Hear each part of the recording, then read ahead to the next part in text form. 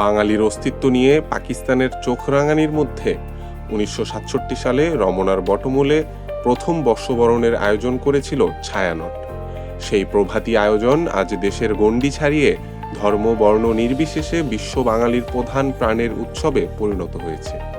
বাঙালি তো উৎসবপ্রিয় জাতি, তারা উৎসবের মধ্যে নানা আনন্দ আয়োজনের মধ্যে দিয়ে তাদের দিন যাপন করে। তাদের ওঠানামা আছে জীবনে, নানা দুঃখ বেদনা আছে, সব কিছুর মধ্যে দিয়ে তারা জীবনযাপন করে। আর পয়লা বৈশাখ একটি সব বাঙালির একটি উৎসব, একটি বাঙালির। এবং ছায়ানট আপনারা জানেন যে 1967 সাল থেকে এই আয়োজনটি শুরু করেছিল এবং 1971 সালে শুধুমাত্র এই রমনা বটমূলে আয়োজনটি করতে পারিনি আমরা, আর কোভিডের সময় করতে পারিনি। তাছাড়া আমরা বরাবর এই আয়োজনটি করে আসছি। চিত্ত যেথা ভয় শূন্য, উচ্চ যেথা শির প্রতিপাদ্য করে আসন্ন পহেলা বৈশাখের প্রভাতী অনুষ্ঠান উপলক্ষে পুরোদমে প্রস্তুতি চলছে ছায়ানট সংস্কৃতি ভবন ও রমনা বটমূলে। প্রথমে সবাইকে নববর্ষের আগাম শুভেচ্ছা জানাচ্ছি।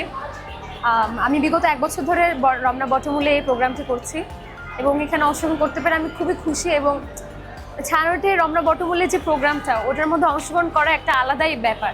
এটা আমাদের কাছে আলাদা একটা অনুভূতি কাজ করে, একটা আবেগের বিষয়।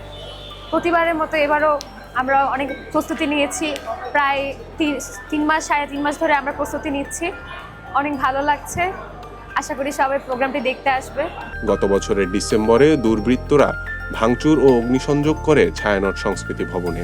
পরবর্তীতে সংস্কৃতি চর্চাকে পাথেয় করেই ঘুরে দাঁড়ায় ছায়ানট। হামলা পরবর্তী সময়ের প্রথম বর্ষবরণ আয়োজন করতে যাচ্ছে দেশের সংস্কৃতি চর্চার অন্যতম এই তীর্থস্থান।